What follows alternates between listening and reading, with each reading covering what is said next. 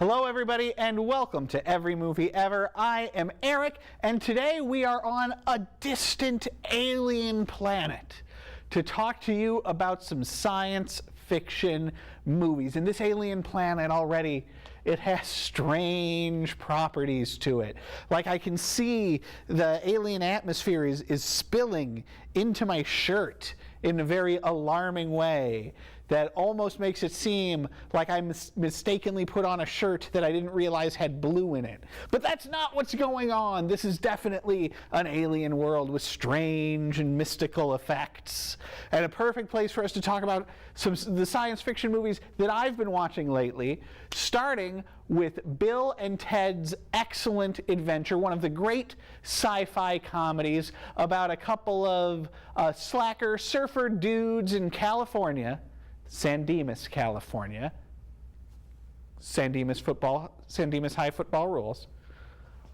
Who they tasked with writing a history report that they know nothing about, are gifted with a time machine that allows them to travel through time and meet various historical figures. Your Socrates, your Billy the Kid, your Abraham Lincoln. Party on, dudes. Your Joan of Arc, as played by the Go-Go's Jane Weedland. George Carlin as a dude from the future, because as it turns out, folks, Bill and Ted are so important to the future. They have a rock band called the Wild Stallions, and their music is so important to the future that George Carlin comes back in time to ensure that the history report will go on well. So Bill and Ted, who are played by Keanu Reeves, young Keanu Reeves, and a guy named Alex Winter, travel through time collecting historical dudes, and then they're building to a grand finale where all the historical dudes give a big speech and presentation about how great they think the San Dimas of the future is. This movie is so much fun. It is just a ton of fun to watch these two doofuses travel through time. They're so amiable, right? When I was starting to describe this movie, for a second I wanted to call it a stoner comedy, because Bill and Ted are they're a little bit stonery, right? They're a bit like the Sean Penn character from Fast Times at Ridgemont High. But drugs are never a part of this movie. Alcohol is never a part of this movie. They just seem like they're sort of himbos, a couple of, surfer dudes, and they're generally speaking just so upbeat and charming that it is hard not to like them and not to like these exploits. And then the historical figures are so much fun. There's a montage at the end of the third act of this movie where all of the historical figures go to the mall to experience what life in the 20th century is like. And so you've got Beethoven playing synthesizers at the music store. You've got Genghis Khan putting on football pads and tearing up the athletic store. You've got Joan of Arc leading an aerobics group. You've got Sigmund Freud hitting on girls in the food court. And then when it all builds to that great finale where they give the speech at the high school, because for whatever reason, this history report has to be given in an auditorium at the high school. Everybody they've written off Bill and Ted. The teacher's written off Bill and Ted. Ted's stepmom, Missy, has written off Bill and Ted somewhat, but they're there to watch. And when Bill and Ted show up with all these historical figures and they give the speech, it chokes me up just a little bit, particularly then when Lincoln gets up there and he says, 7 minutes ago, I was brought forth on a most excellent adventure. This is good stuff. If you haven't seen this for whatever reason, you should. It holds up remarkably well. 4 stars. And of course, you're not going to watch Bill and Ted's Excellent Adventure without following it up with the excellent sequel, Bill and Ted's Bogus Journey. This time, we're putting time travel to the side. I mean, there's a little time travel in it, as an evil dude from the future sends evil robot Bill and Teds to the present, and folks, those evil robot Bill and Teds, they kill good Bill and Ted. Bill and Ted are dead for a large portion of this movie, so instead of following them through time, now we follow Bill and Ted into hell and then into heaven, and they have to fight the Grim Reaper, who is played wonderfully by William Sadler, who is doing this sort of parody of death from the movie The Seventh Seal, this sort of hoity-toity Ingmar Bergman Swedish, art film that is actually a good movie, but ripe for a little bit of parody. This is a movie that I did not like a ton as a kid because it is different from Bill and Ted's Excellent Adventure, but Bogus Journey, that's part of what makes it. This isn't just a rehash. This isn't just, the same old, this isn't Ghostbusters 2. We're not just doing the same stuff one more time. We're doing some new and different stuff, and it's a ton of fun. I don't think that it's any less fun than the first one. It's maybe a little bit darker, dealing as it does with hell, and with the Grim Reaper, and with the evil robot Bills and Teds. But it's a ton of fun, and we also get, if death wasn't already a great addition to the Bill and Ted mythos, I have two small Martians with one name to share with you. Station. Again, if you've seen this movie, you know all about Station. If you haven't seen this movie, you need to, so you can learn about Station, and you can know why myself and friends from college, if somebody says randomly the word Station, we'll always go, Station! 3.5 stars. Ooh, I gotta tell you, this weird alien atmosphere stuff is making me feel a little bit queasy. It's very weird. But it's not going to stop me from continuing to review every movie ever. And up next, I want to talk to you about the, I believe, third movie from Edgar Wright, one of the great directors working today. And that movie is Scott Pilgrim versus the World, based on the amazing and terrific series of graphic novels by cartoonist Brian Lee O'Malley. This is the story of a slacker Canada dude. A lot of slackers early in the sci-fi episode. A slacker Canada dude who falls in love with this girl named Ramona Flowers and starts trying to date her while he's cheating on his high school, that's not good for TV. While cheating on his high school girlfriend, Knives Chow, he falls for Ramona and then learns he has to fight Ramona's 7 evil exes video game style, her ex-boyfriends, or 7 evil ex-boyfriends. He has to fight them video game style in order to be allowed to date Ramona. The exes are played by, among other people, Chris Evans, the future Captain America, and Brandon Routh, at that point, former Superman. This is a movie that I liked when it came out, and rewatching it, I still like it, but I feel like it is very much an exercise in style over substance. At some point, we'll review Edgar Wright's latest movie, Baby Driver, which is also a little bit, to my mind, an exercise in style over substance. The story for Scott Pilgrim isn't great, I don't think. It suffered, I think, a bit from being compressed down into a 2-hour movie, instead of being like a 7-volume graphic novel. And as such, I think that the Scott Pilgrim character, who's a little bit of a sleazebag, doesn't really work here.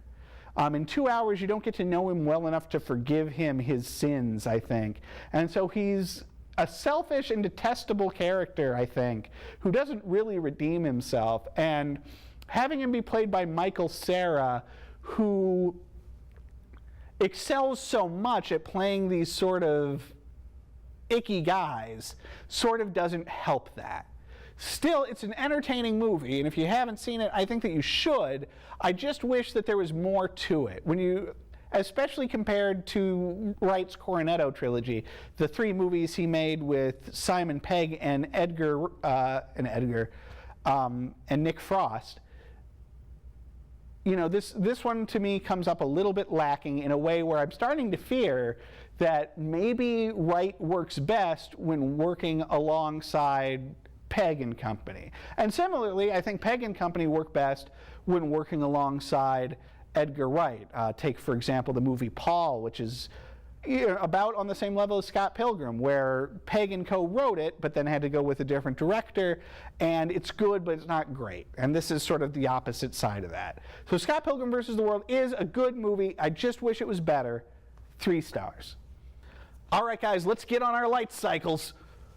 Because we're going to talk about Tron The original 80s classic. Here's the thing. So Tron is the story of somehow world famous super celebrity video game designer Jeff Bridges, who through some weird sci-fi technology gets zapped into the video game world, where he has to, in the 80s, kind of live out these video games. And one is a video game where you throw frisbees at each other that I guess can kill you. And of course one is the famous light cycle game where you get on these super cool motorcycles, and when you're driving around they shoot these like cool barriers behind them and you try and kill people like that and you just go it's pretty cool stuff. But we talked just a second ago about how Scott Pilgrim is style versus substance. Tron is style versus substance in spades. Listen, I love Jeff Bridges. The villain in this is played by the always terrific actor David Warner, British actor who's always at his best playing villains. If you don't know him from Tron, you maybe know him as the evil genius from Time Bandits, or as a photographer in The Omen. He's a terrific presence and he's great here. Tron, listen, the beginning of Tron when Jeff Bridges is in the real world is great. And there are moments in the computer world that it's all eye-catching and dazzling, but it's pretty slow.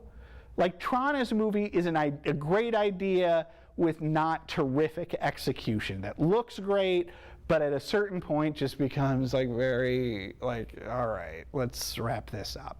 So it's an entertaining movie to watch, and its visuals are so iconic that I don't think you can ignore those whatsoever. You know, it's just that, yeah, it's long in the tooth, I think, is the big criticism to give it. Long in the tooth and a little insubstantial. But I do like it, 3.5 stars. Now, what, 20, 30 years after Tron came out, they finally decided to make a direct sequel in Tron Legacy, directed by a guy named Joseph Kosinski, who I think also wrote it and really shepherded this thing through production. When they announced Tron Legacy, I was super excited because those trailers looked boss, right? It was like, oh man, they're going to take the idea of Tron and they're going to really do it this time. They're really going to make it look just awesome. We got all this black and neon color, you know, computer dudes fighting each other. The technology's there. And then they had that amazing, and it is a truly amazing soundtrack from Daft Punk, the French techno band, with the guys with the robot heads. You know who I'm talking about. So in the trailers, it looks great. It sounds mind-blowing. They released the soundtrack in advance of the movie, and for a while it was a free download, so you could listen to this music and be like, holy cats, this is going to be something else. And those trailers were so great, and they were doing that thing kind of for the first time in a big Hollywood movie where they were using CG to make Jeff Bridges appear young again so he could fight sort of an evil Jeff Bridges, and it looked so cool. And then, and I know I'm like probably the only person you're going to talk to who got caught up in this, there was all this viral marketing where you could play these like different little video games online, and every time you won a video game you got stuff in the mail. So like I got this set of like cardboard like mini posters, and I got a security badge for like the fictional company where the movie takes place, and I got this awesome enamel pin for the movie. So I was super stoked. And then I went to see the movie and it's okay. Like what I said about the movie at the time, I think this is still very much true, is that Tron Legacy is the perfect update of the original Tron in that it's a movie that looks great, but then the story isn't anything to write home about. It really is. In this case, even more so. Because instead of it being a story that's just kind of overlong and doesn't really go anywhere, this is a story that is so unnecessarily complicated that like you have to watch it a couple of times to make any sense of it. And even when you make sense of it, it's pretty dumb about how the world of Tron has been taken over by an evil computer version of Jeff Bridges, and now it's this kind of dystopia. And they want to, I don't know, it's dumb. It's real dumb, but it still looks great. The music is still great. The action's pretty good, and I forget the name of the kid who's like the new lead in it, but I liked him too. When I rewatched it recently, I was surprised at how much I enjoyed it. I kind of felt like that whatever enjoyment I had watching it initially would have faded, but it kind of didn't. I did really enjoy watching it again. It's just, again, a matter of you guys got to get your story together, man. Because without a good story, you can have all the great music and visuals in the world, and it's still going to get boring. So, Tron Legacy, mixed bag, 3 stars. Next up, I want to talk to you about a movie that I like a lot, and I don't know if there's anyone on the planet who likes this movie as much as I do. Because I find I talk about this movie and about how much I enjoy it, and people are like, really? I mean, like, it's a good movie, but you like it that much? And that movie's Contact. The movie directed by Robert Zemeckis, starring Jodie Foster, and based on a novel by Carl Sagan, the scientist, about a woman who works who uses satellites and things to search for extraterrestrial life, who one day receives a radio signal from another planet, and all of the consequences of that, told in what is more or less a real world setting, and about her trying to get the chance to meet with these aliens and how all of that ties into her own personal life's journey. This is one of those movies that I rewatch a bunch. I probably watch it every year or two. I really like it. There's something very comforting about this movie to me, and there's something very affecting about it. I think it's a very underrated performance from Miss Jodie Foster. I think it's a really stirring and human sci-fi movie of the type that we're going to talk about, actually a couple more movies in this vein, but that you don't see a ton. These sort of, quote-unquote real-world, what would happen kind of sci-fi movies that are very human stories that don't get caught up too much in the set dressing. I feel like we learn a lot about Jodie Foster's character in this movie. I feel like it's again, a very human and deeply affecting movie. 4.5 stars. In that same vein, and a movie that I think makes a good companion to Contact, a good double feature to Contact, is 2010, The Year We Make Contact. If you are unfamiliar with 2010, it is a sequel, an actual studio sequel to Stanley Kubrick's, masterpiece, legendary 2001: A Space Odyssey. Yep, they made a sequel to it in the 80s, and while it is not as groundbreaking by any means as 2001, it is a movie that is better than it has any right to be. It's directed by Peter Hyams, whose other most notable movie is probably Time Cop. It's, again, a very grounded kind of real-world story of it's 9 years later. They're wondering what the heck happened to the astronauts in the mission from 2001, and they send a new group of joint American and Soviet astronauts out to Jupiter to see what the heck is going on, what happened with Hal and all of that. You got a great cast in this thing. Roy Scheider is the main guy. He brings that great sort of human, not detached, but that very human kind of a character into this, space opera. Roy Scheider, and you got John Lithgow, who's always great, and you've got a somewhat younger Helen Mirren as the lead Russian character, and she's great. And it's, again, this very kind of real feeling, dudes in the not too distant future on a space mission kind of a thing, where they're very concerned about, air and food and all that kind of stuff. It works. It is not as visually stunning as 2001. It's not as gripping as 2001. But as, sort of an 80s potboiler, semi-real science fiction movie, it more than does the job. 3 stars. Now, I want to talk to you about the movie Life. This is not a movie based on the magazine or on the serial or on the board game. This is a movie came out this past, I think, early in the summer. It's another kind of real-world-ish sci-fi movie about dudes in modern day up on the International Space Station. Ryan Reynolds and Jake Gyllenhaal and a bunch of other doofuses. And I call them doofuses because they encounter a little bit of alien life, and they poke at it until they really make it mad, and then it kills everybody.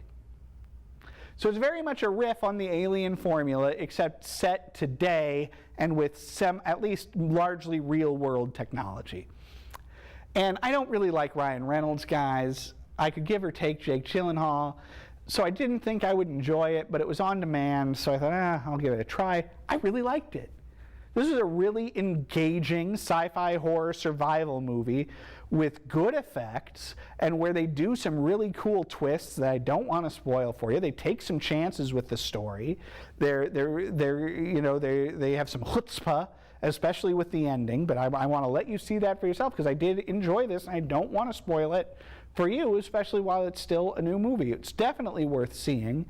Not a lot to say without ruining stuff. Good time at the movies, 4 stars. But as much as I enjoyed Life, I didn't enjoy it as much as, well, I guess this was 2016's big sci-fi movie, Arrival. Again, this could be a great companion piece with Contact. Very real world setting. This time the question is, what happens when aliens actually do show up? And the whole movie, this is the latest movie from Denis Villeneuve, I think.